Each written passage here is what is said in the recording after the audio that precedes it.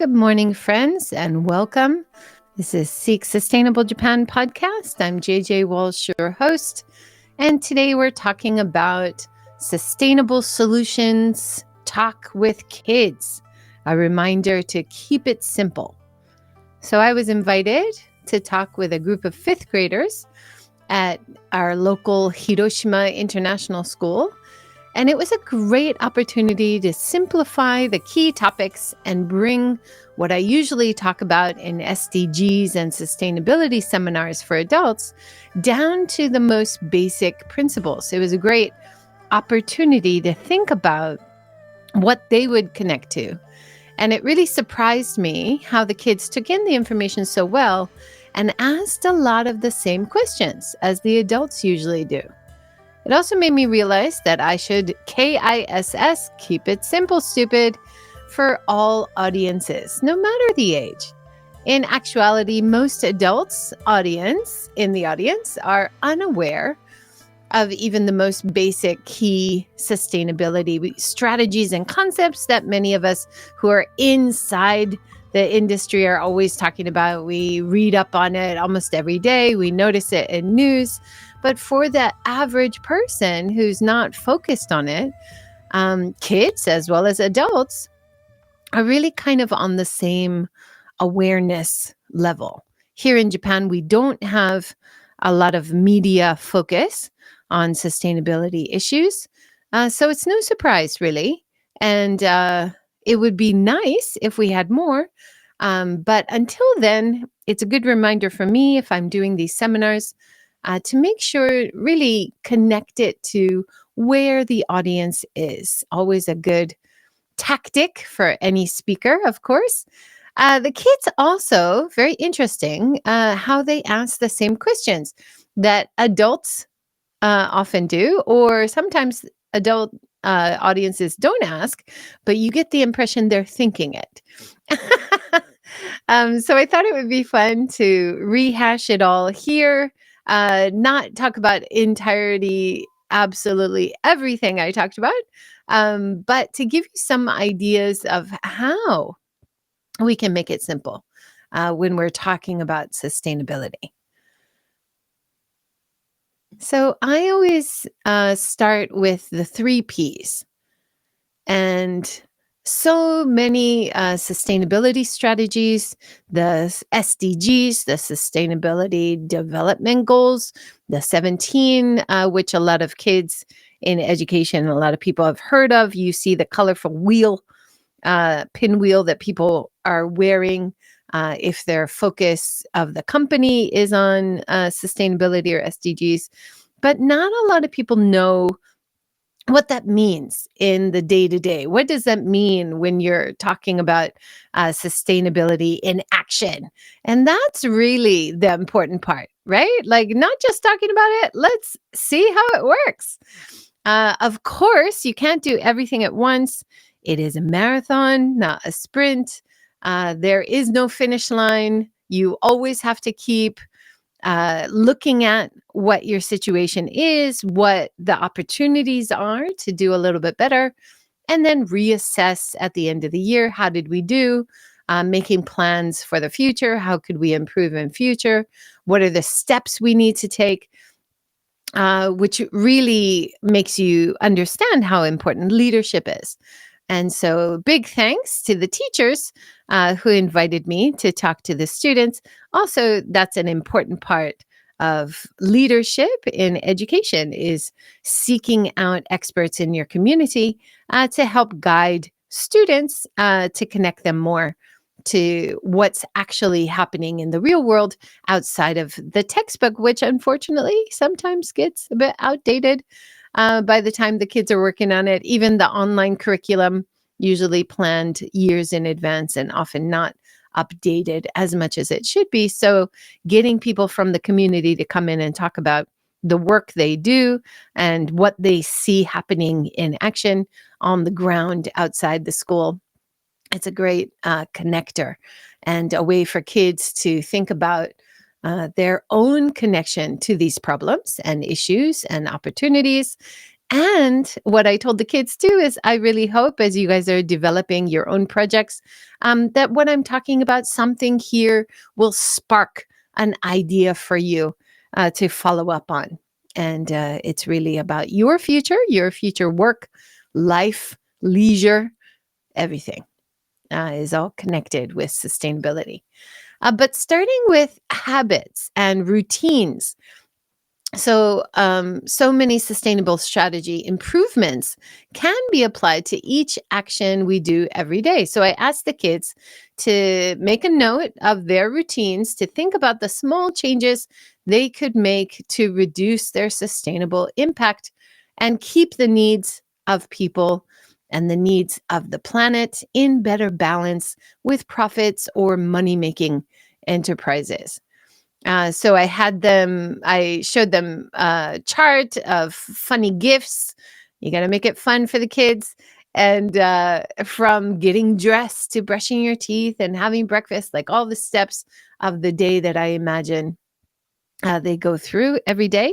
And then talking about what's good, what's more sustainable about the habits that they already have, and what are some small changes they could make along the way every day. So, talking about clothes, for example, like the clothes that you wear every day.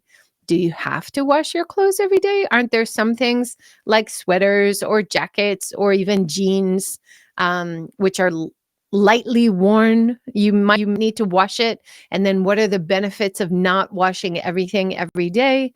You reduce the amount of water that you have to use, and water is a big very important resource that we all need, but doing wash, of course, adds chemicals usually or pollution to our waterways. So it also takes energy. So if you don't need to wash everything every day, how would that improve your sustainability every day, and then add up every day all the year and do a little math equation.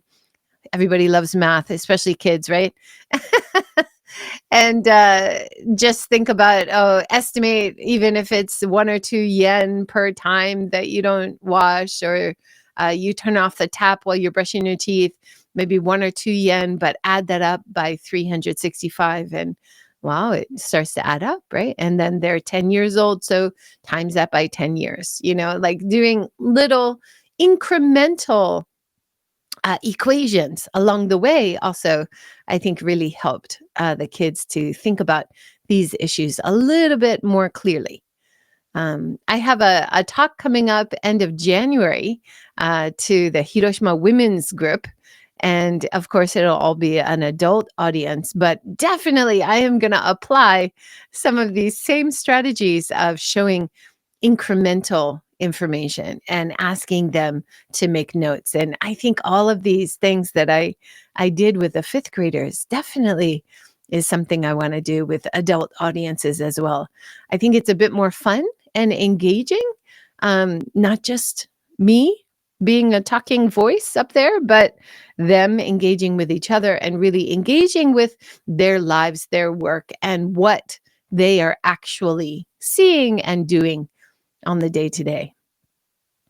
So making connections from the daily actions and how they affect ourselves and other people in our society, our natural resources, our environment, and our businesses and economy with the 3 Ps, people, planet, profit, is really the foundation of sustainability philosophy, includes so many of the 17 SDGs are examples, more specific or more detailed examples of how to put to work actions which definitely affect all 3, people, planet, and profit.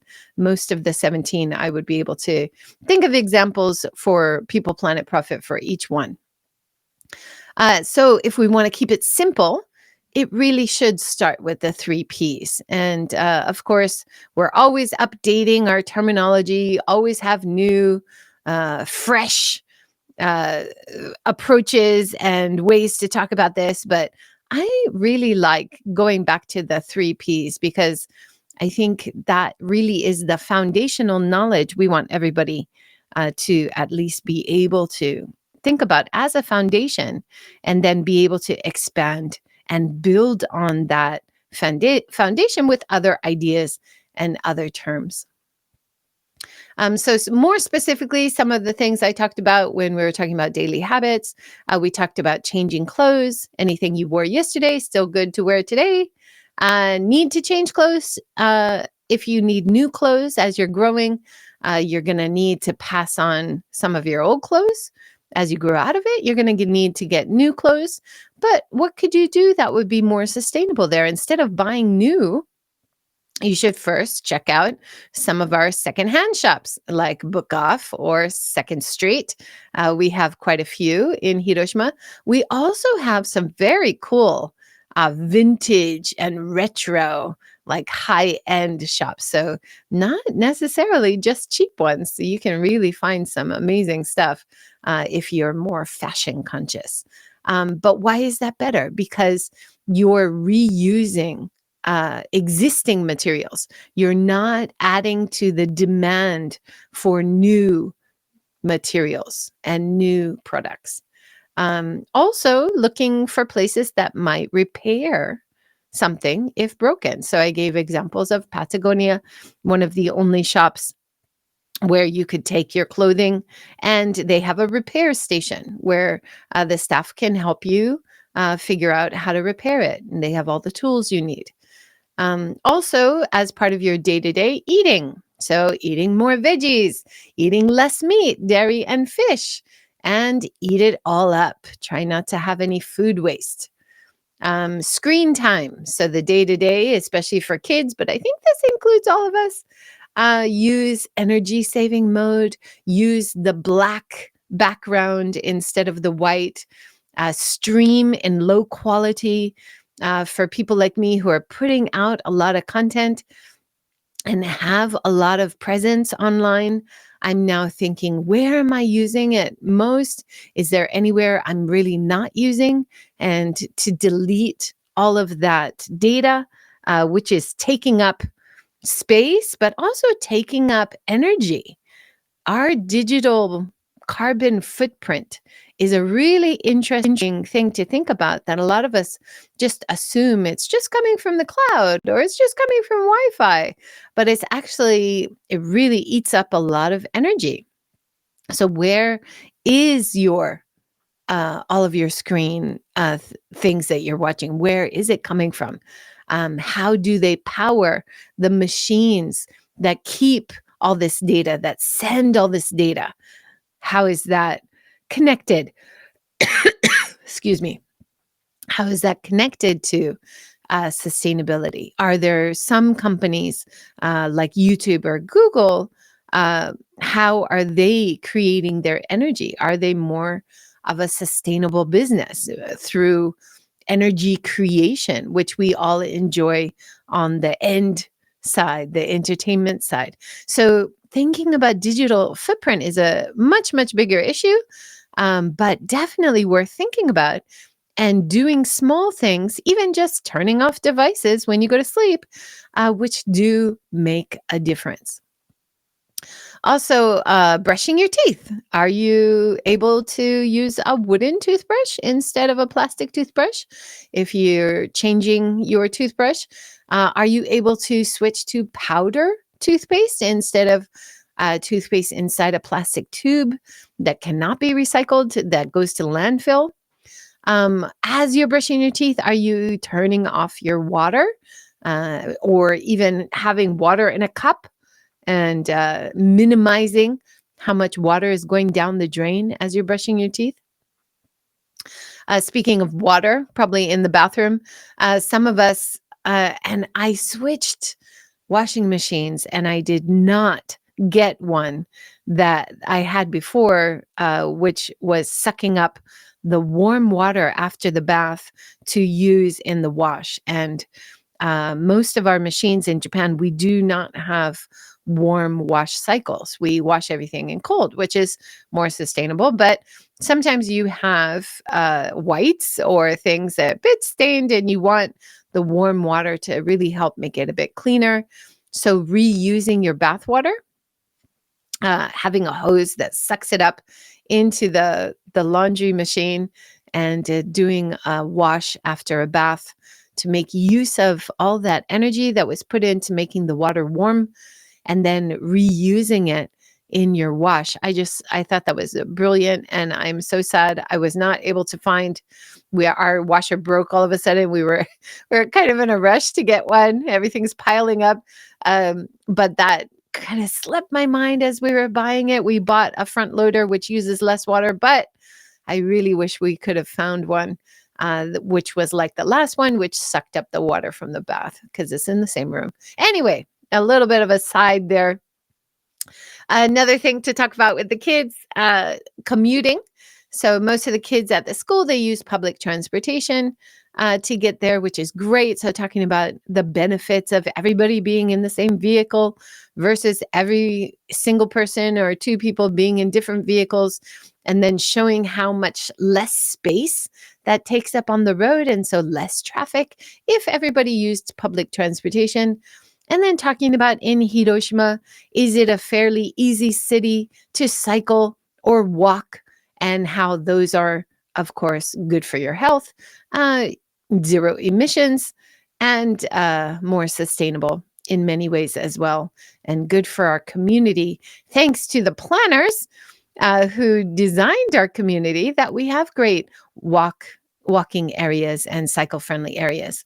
But also, here I mentioned about using electric vehicles, EVs, and why is using an EV better for the community, as well as it could save you money. It's an investment over time. I'll talk a bit more about that later. Another example is their lunch. So do you pack a lunch? If you pack a lunch every day or bring a lunch, are you using reusable containers like many of us do? Reusable chopsticks? Are you trying to ask for your lunch to be 50% or more of vegetables and fruit? And even having plant-based proteins, making a vegan or vegetarian bento at least once or twice a month, and how these really reduce your personal carbon footprint and help you live a healthier life. Study time. Use up all of your paper, pencils, and do eco mode on your devices.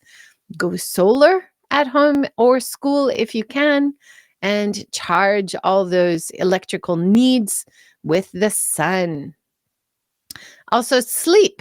Get a good routine going, because mental health is a big part of your more sustainable, better future. So you have to take care of yourself. You have to be healthy. You also need to have good relations with your family and friends and people that are going to support you through your life. And you should support them. And that is one of the SDGs that they were studying about: peace and justice and community, sustainable communities.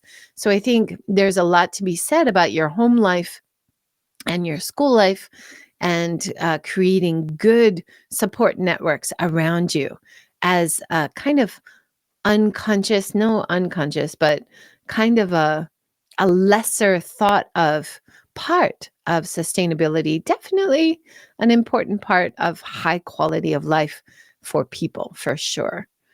Also, while you're sleeping, is it possible to use maybe a bigger blanket? And then you don't need the heater on, or you can turn the heater further down. In summer, is it possible to keep the cooler at a low mode and then add a fan? So these are ways to reduce your energy intake, but also have a good sleep, right? You really need to find that balance, not suffer too much, not find things too hard. But if there are little things that you could do which would make it better, which would reduce your impact, then why not try it? See how it goes and see if you can adjust your habits to be a bit more sustainable. Now, one of the questions the kids asked, they're 10 years old, but these are the same questions I often get from adults. Don't we need to eat meat, fish, and dairy to be healthy? The kids touched on a very common concern here. And the surprising answer is that you can live a even healthier life and reduce your negative carbon impact by eating less meat, less fish, and less dairy while increasing your non-meat proteins such as beans, nuts, and adding more fruits and veggies instead. Of course, I have met people who try to go green and cut out all meat and fish, but they just eat a lot of junk food, junk vegan food, potato chips, and stuff like that. So that's not good. So you do have to think about your balance. Are you getting proteins? Is there vegetable proteins? I asked the kids, and they weren't sure. And so it was great to just ask that question and talk about, well, do you like beans? Do you like nuts? Well, those have great protein sources for you. And thinking of foods that you could make, which make the most of beans or pulses, lentils. I love lentil burgers, lentils with nuts and how tasty that can be. Soy as well is a very popular part of the diet in Japan. So I said, look at what you're already eating and think about where the protein, vitamins, and minerals come from, and try to increase the things that you already love, which have vegetable protein, and then try to decrease some of the meats and fish and dairy, which actually has a lot of fat and is usually imported. So there's other sustainability issues there as well. But don't beat yourself up too much. Just see what you are doing, see what your habits are, and think about possible more productive or positive changes, little changes you could make. I also asked them, did you see the Martian movie? I really like that movie about how astronauts are sent to Mars to try to settle and create outpost on the planet. And of course, this is something Elon Musk is obsessed with. So I'm sure they've at least heard of the idea.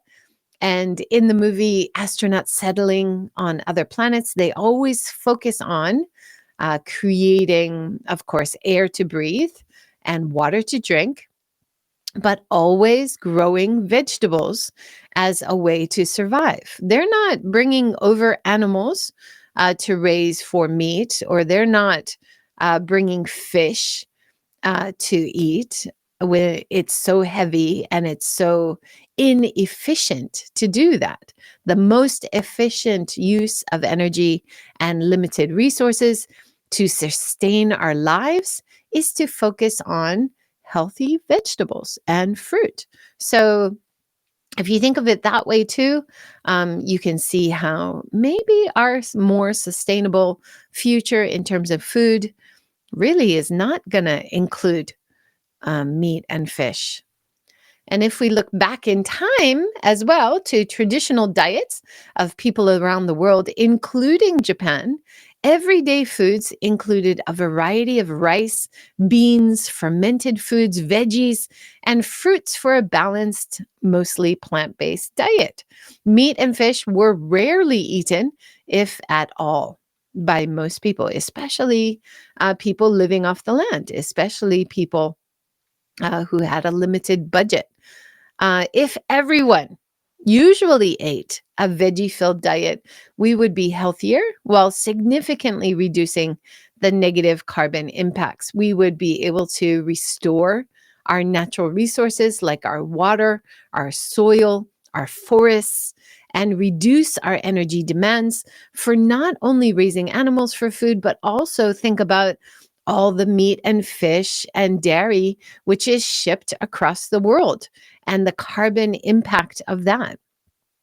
A significant reduction in pollution of our air, land, and sea comes from meat, dairy, and fish industries. And so if we reduce, that would also reduce our destruction of natural resources and our pollution, which goes into our environment. It's also a concern for the people working in the industry. There is a wonderful book, and I had the chance to interview a journalist called Ian Urbina, and he wrote Outlaw Ocean about all the human rights abuses that happen in the fishing industry and on the open seas, as well as all the horrible environmental damage happening out on the ocean seas from the fishing industry. And definitely on land, the meat industry is a huge problem, not just for the planet, but for people and health, as well as the economy. It's a real people, planet, profit out of balance issue. And governments are just starting to add environmental taxes to the meat industry. Denmark, for example, has just started charging meat farms emission tax in 2024 as more meat-free protein options are now available in cafes and supermarkets. It's not a bad time to try new recipes. Even in Japan, I can get vegan cheeses at my local supermarket. I can get dried soy chunks, which I can add to recipes instead of meat. We have a lot of options, even here in Hiroshima, Japan. So it's worth encouraging people to go out and look for other options which are available around them and just try. See if it might work and if it could be added to your life. Another question the kids asked, aren't EVs and solar panels too expensive? What does that mean, too expensive? I asked them. And they're like, well, of course, you got to use up all your money. Too expensive. And I was like, yeah, sure. It may be expensive now. But if you think of how people pay for big things, so if you're buying a house or a car, how do you pay for that? Do you just have it in the bank and you just pay?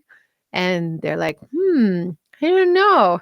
And so I said, well, most of us, when we buy big things, we get a loan from the bank or from the business that's selling us the big thing. And we pay it off over 10 years or 20 years or 30 years. And then if you think of it that way, it's a little bit easier to understand how as you're paying it off, you're actually saving money.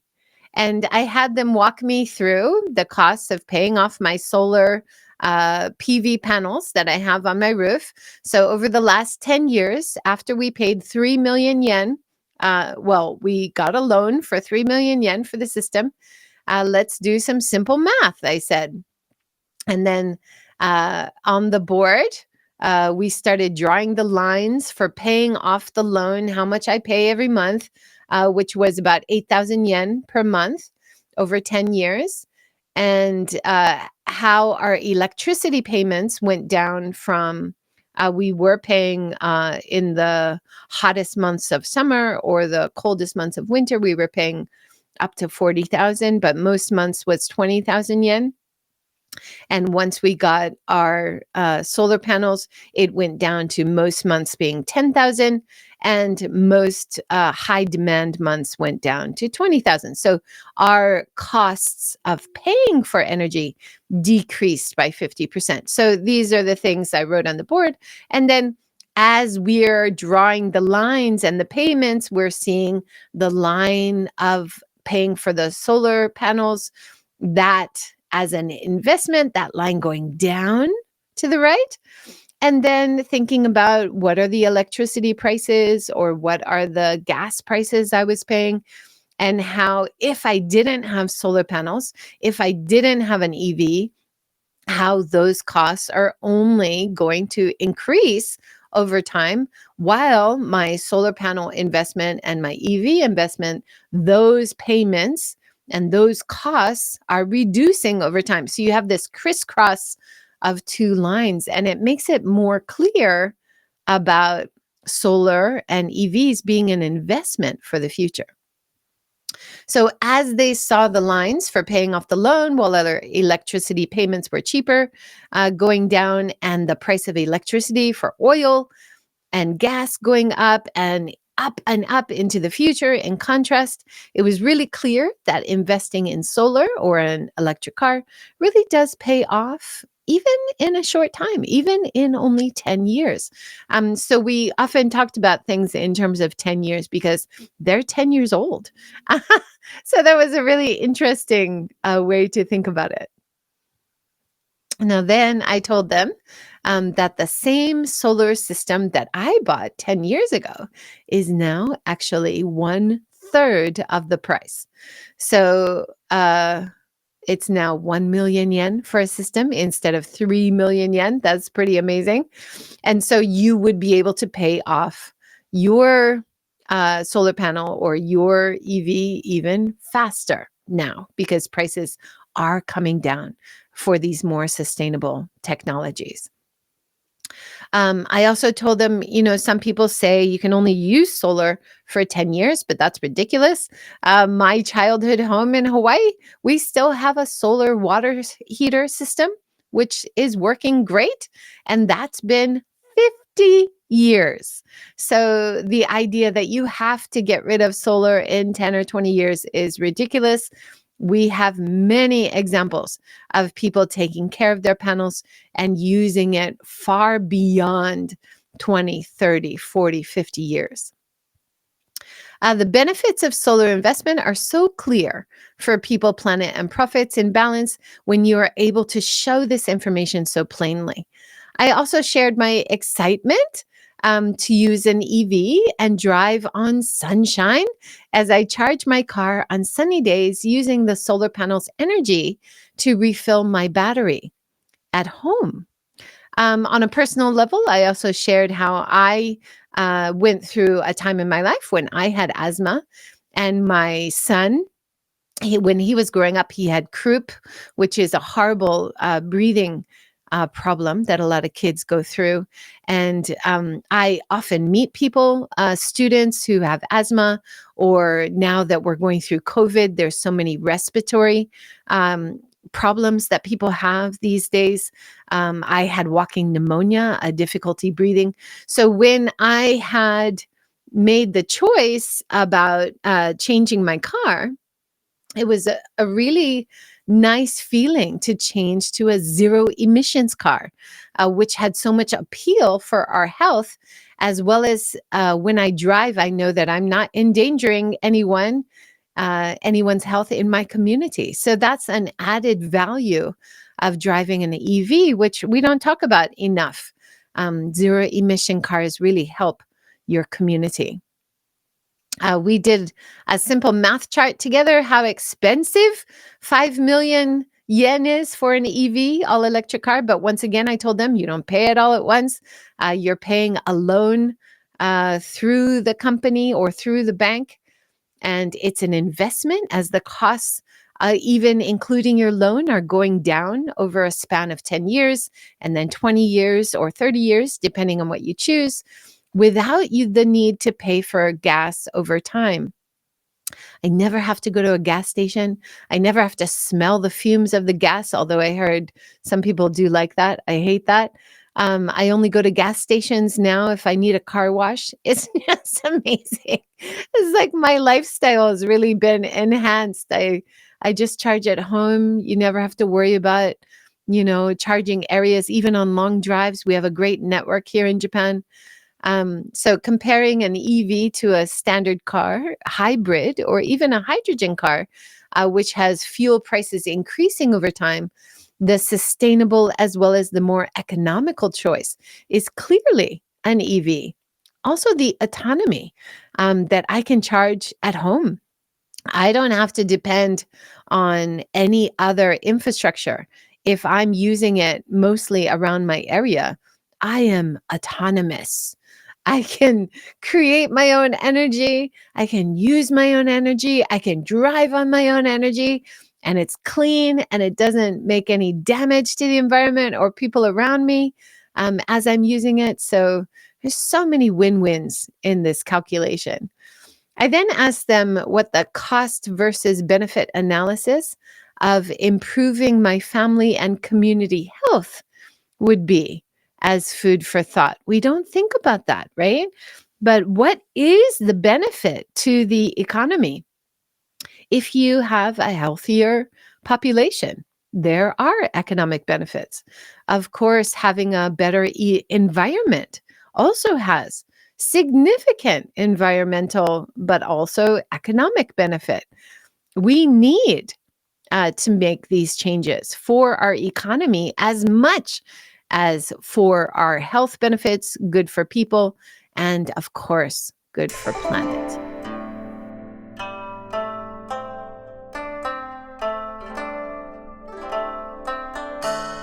So now time for a quiz. This was a fun part of doing the SDGs and sustainability talk, as the kids, like most adults and general audiences, they're competitive and they like to show what they know.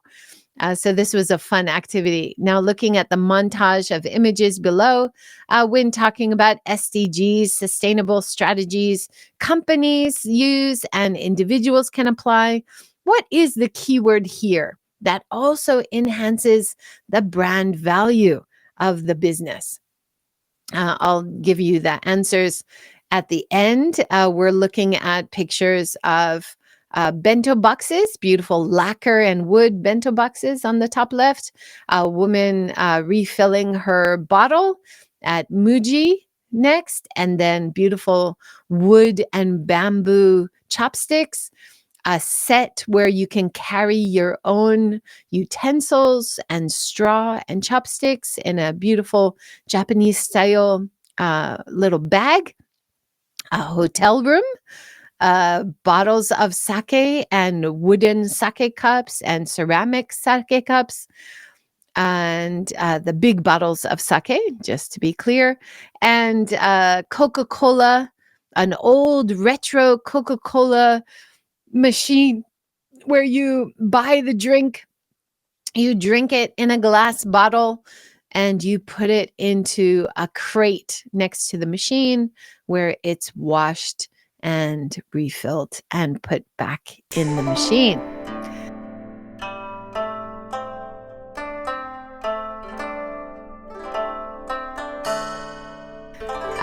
Sustainable keyword number 2 section. We're looking at very small but beautifully designed wooden tea room, which can be put into different gardens and different spaces for events, and using mostly wood, but something that can be built quite quickly and taken down again quite easily. That was with a garden and a hotel in Tokyo that created or commissioned that idea, so they could use it for events sometimes and have tea ceremony inside, or promote bonsai exhibits or other traditional Japanese arts and crafts in a very beautiful, aesthetically pleasing way. Next to it, you have beautifully designed paper wrappers of vegan chocolates. The designs are made by local women artists. On the right, you have a woman at a local tour company's idea of a reusable big wooden backpack that she keeps the tea ceremony items in and bentos in as part of the tour. Veggie sheets idea I saw on NHK years ago. A man who realized how much vegetables and fruit were just not even getting to the supermarket because they were rejected even before they got there because they were ugly. And so he was buying up all these ugly, discarded vegetables, which are perfectly good, healthy, and full of vitamins and minerals and tasty, and making them into these things called veggie sheets, which are vegetable and fruit-based sheets that you can wrap around rice or salads or other things, and it has a really long shelf life, so you can keep it as an emergency food as well. A lot of us in Japan, with natural disasters, we like to have a stock of emergency foods with long shelf life. And then the bottom left idea with a local coffee shop, coffee roaster, and he started adding genmai, brown rice, to the coffee, and the combination reduced how much coffee you needed to import, because Japan does not grow coffee, but it grows a lot of rice, and reducing that import need, but also keeping a high quality flavor. So that was a really interesting initiative, and all the packaging is in beautiful brown paper packages.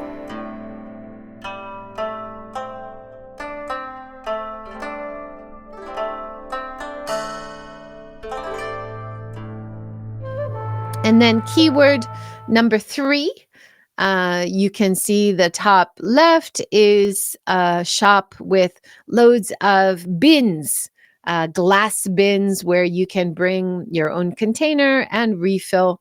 You just pay by the amount or the weight of the product that you want to use. The next picture is a twisted carrot and a weird looking potato. So very similar to what we talked about before. But this is a little bit different keyword that we're going for here. The top right is from a town in Tokushima called Kamikatsu. And this building we're looking at, where they have their main waste sorting area. The whole building is made of discarded doors and windows from abandoned houses and buildings before destruction, and a beautiful design of all of those waste materials reused. And then bottom left, we have a compost bin where kitchen scraps become beautiful, healthy soil, which help regenerate nature and really benefit for farmers and growing more food.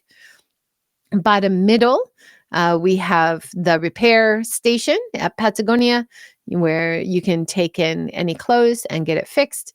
And then the bottom right, how you might have some old material or even old clothes. Some of it is damaged, but some of it is not. So if you cut off a square and reuse it as a fudoshiki, for example. So sustainable, keyword number 3. And what is it? Sustainable, keyword number 2. What was it? Because sustainable, keyword number 1. What was it? Did you have any ideas here? Let's have a little break. We'll come back and give you the answers.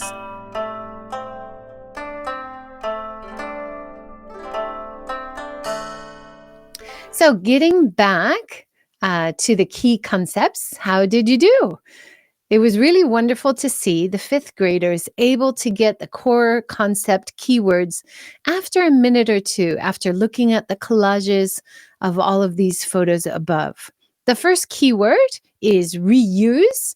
Some of the kids even said they had seen the reusable Coke bottles at old machines in retro vintage shops in the city. Coca-Cola, unfortunately, is getting worse and worse, and already is one of the biggest ocean plastic polluters in the world. And they seem to have no plans to curb their use of plastics. They used to make these claims that they were phasing out plastic, or they were supporting organizations trying to clean up the plastics, or they were going to stop using plastics. But now they've kind of doubled down on using plastics, taken any of those sustainability targets off their official social media. It's ridiculous. And as consumers, we can make different choices. They're not the only horse show in town. I don't even know if that's an expression, but I like it. Yet, if you look back 50 years, they had these fabulous reusable systems in place, as shown in the picture above. You can get the drink from the machine. You can drink out of the container. You put it in the carton below. It is then used, washed, reused. This drink machine system creates so much less waste in its cycle from cradle to grave, as we often talk about systems which talk about getting the resources to make the product, and then use of the product, and then the end of life of the product and what happens to it. And most of our products now are make to waste product systems. But we really want to try to create these reusable cradle to cradle systems, from birth to rebirth instead of cradle to grave, including massive savings for energy reduction as well as pollution reduction. Compare this to the current make to waste drink sales status quo. It's depressing to walk around, and every drink machine you see, 99% of all the bottles are plastic bottles. There is this idea that they are recycled, but less than 9% of all the world's plastic is actually recycled. Japan is one of the many countries still sending plastic waste to less developed countries like Malaysia in Asia. It's just unbelievable that this is still happening, and it's under the radar because many of us, we think we're recycling. We think it's being reused, but in terms of plastic, it's not. So the more you can avoid plastic, the better. I know it's almost impossible, but there are often better choices. And reusable is a great way to create less waste of all kinds. The hotel room in that picture collage is an interesting example when I talk to groups, as most people really don't think about it. But almost everything in a hotel room is being reused over and over again. High quality things that are washed and reused, no matter how fancy it is. You are not getting a brand new bed, brand new sheets, brand new bedding, brand new toilet, brand new linens, brand new carpet, brand new blankets. No, everything is reused. But it's really under the radar of things we think of as high quality and value, even though they are reused. So I think it debunks that idea that if you reuse, it's low quality. Another example would be those high fashion vintage shops, right? Reusing old clothes in very stylish, fashionable ways. Reusing your water bottle at Muji stores, as shown in the picture, and other Maimizu app fill-up locations around Japan. So if you haven't already, download the Maimizu app onto your device. And as you travel around any place in Japan and even expanding to other countries, you can find places to fill up for free with your water bottle. So Muji stores in Japan, also all Patagonia stores, they always have clean, healthy, free water to refill with your own container. They have fill-up locations around Japan, beautiful reusable bento boxes also in the picture, high-quality mai-hashi cutlery, so your own cutlery set that you can carry around and use, just like the samurai. Isn't that a great connection back to Japan's past? Is that the samurai, they would always carry their own chopsticks and reuse it. So much of old Japan was all about reuse and not making waste. I interviewed the amazing Asby Brown, and his book, Just Enough, talks about the Edo period, how that period was especially wonderful at reusing everything. Your kimono gets a bit worn, then it becomes pajamas, then it becomes rags. Nothing is wasted. Even the waste from the toilet was reused. So that's a fascinating book worth checking out if you haven't read it already. I think even for people living in Japan, the sake bottles is an unknown, interesting example. Some traditional breweries of sake and even shoyu are still collecting the larger bottles from regular customers and regular shops, which they sell to. They then have these old cool machines that wash it so they can reuse these big bottles, which are not being made anymore. So they're reusing the bottles, and it's a nice product. But some sake brewers say that less and less breweries are collecting them, washing them, and reusing them, just using smaller ones. So if you have a chance at a liquor store or at a brewery to ask if they're reusing any of their bottles and try to buy that one. And then have a party and then take it back. And that beautiful big bottle is going to be reused. It's fabulous. One thing I didn't mention with the kids, but I really should have talked with the girls about it, because they're at the age where they're going to start menstruation soon. And it's nothing to be embarrassed about, but it's something we often do not talk about with girls enough.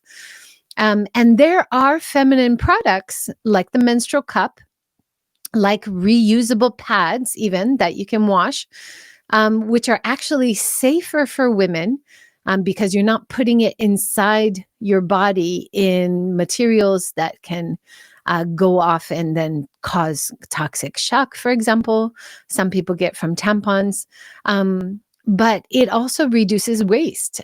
So once it sounds a bit gross, but if we can talk more honestly about how blood is not dirty, it's a wonderful part of being a woman, and how we can think about having less waste and healthier ways to deal with our menstruation, it will hopefully empower women and also be a part of the solutions instead of creating more of a problem or feeling embarrassed.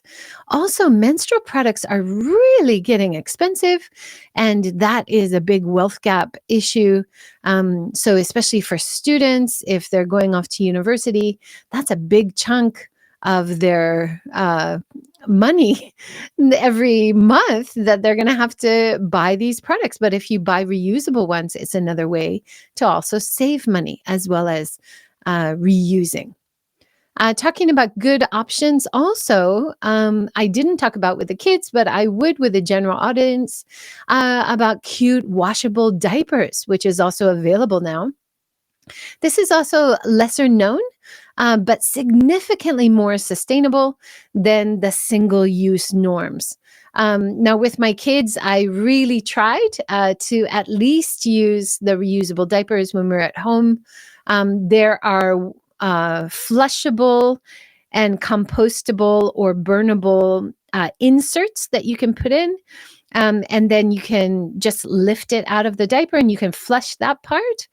And then you can soak and wash and reuse the cotton diapers. And there's lots of cute designs and everything. You don't have to use pins like my mom's generation. So it has really come a long way.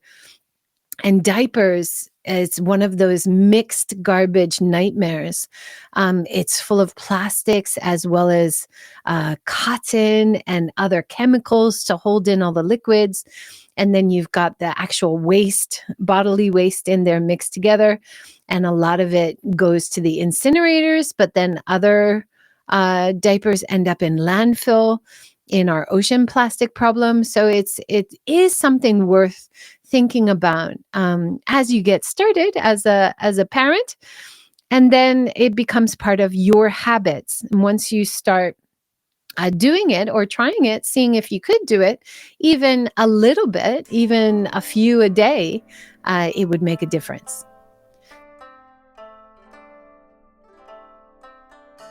Now, the next big keyword challenge was innovation.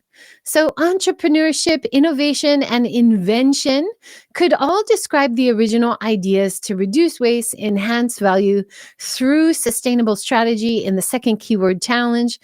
It's such an important part of sustainability, as we need new ideas to tackle these new problems that we're having in our modern lives, as we're realizing the problems we didn't really realize until recently. So finding new strategies, products, services, and solutions to fit our modern lives, business, society, and environmental issues.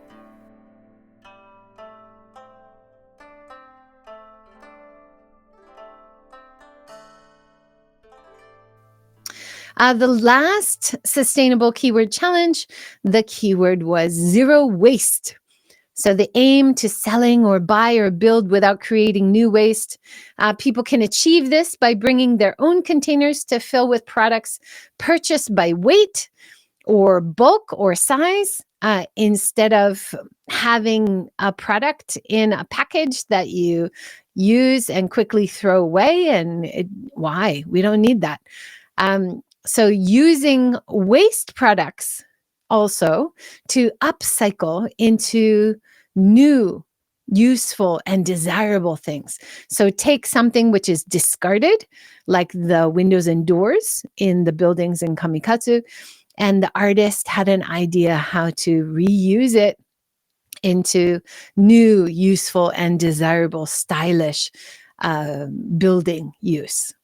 Or even take something that will be discarded, like the ugly vegetables, and repurpose them into high-value products like the vegetable wraps above, or at least repurpose them into compost, which helps build healthy soil.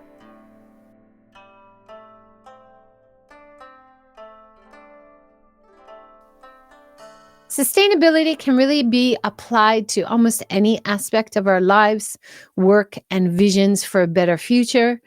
It was wonderful to be reminded of how enthusiastic kids can be about these issues. There's so much to be positive about and to tackle these issues that do seem overwhelming if we are willing to think about them more carefully and in more detail and logically. It's easier to think about possible solutions, opportunities, and strategies for improvement. Can you think of any other ideas, examples, and topics worth introducing to youngsters and general audiences, people who are just starting to get interested in thinking about SDGs, sustainability, and what they might be able to do in their lives, their business, their travel, and their society and community? I appreciate you joining me once again. I hope you enjoyed it. I'd love to see your comments or questions. If you want to also rate this podcast, if you're enjoying it, and share it with a friend. Take care, everyone. See you next time.